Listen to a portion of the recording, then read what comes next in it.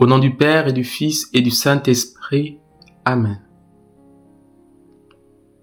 Élevons nos cœurs, ô mon Dieu, vers votre infinie majesté.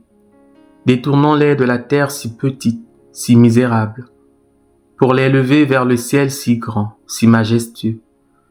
Ces pensées devraient toujours être les nôtres, ô mon Dieu, parce qu'il n'y a pas de jour où la terre ne paraisse un néant en présence du ciel, et où nous ne devrions dire avec l'un de vos grands serviteurs que la terre semble vile lorsqu'on regarde le ciel.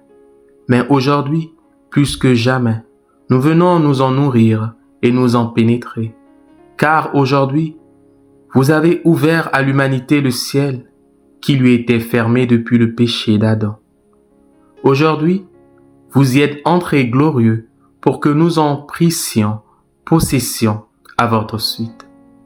Mon Dieu, aidez-moi à fixer mon attention sur vous et sur votre séjour céleste.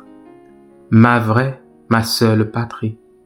Je suis si faible, si léger, qu'après l'avoir contemplé quelques instants, qu'après en avoir goûté la félicité ineffable dans la sainte communion, je vais retourner aux pensées frivoles, aux agitations du monde, aux misères des passions.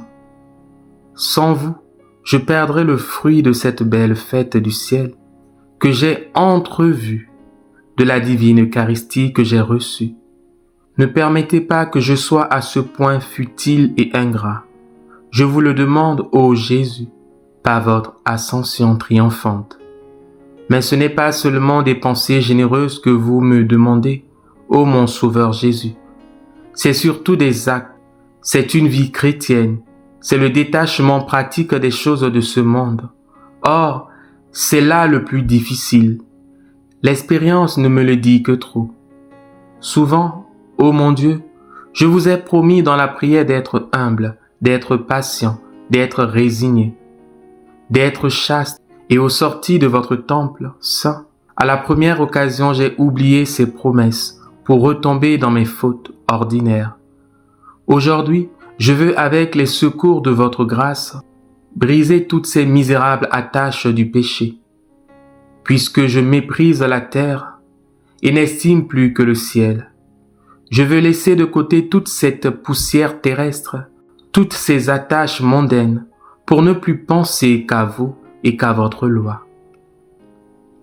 Réfléchissez ici pendant quelques instants sur les habitudes mauvaises avec lesquelles Dieu nous demande particulièrement de rompre.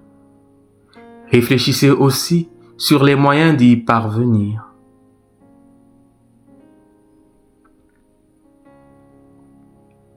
Nous continuons.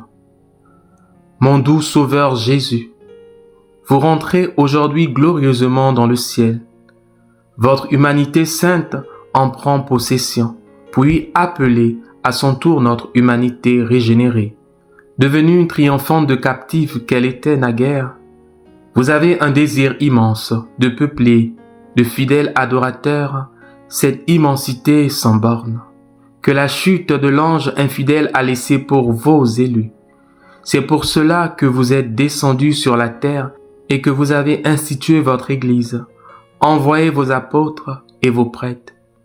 Je n'ai pas l'honneur d'être dans votre sacerdoce sacré, mais comme chrétien, je dois travailler à peupler cette région immense que vous avez créée pour vos élus.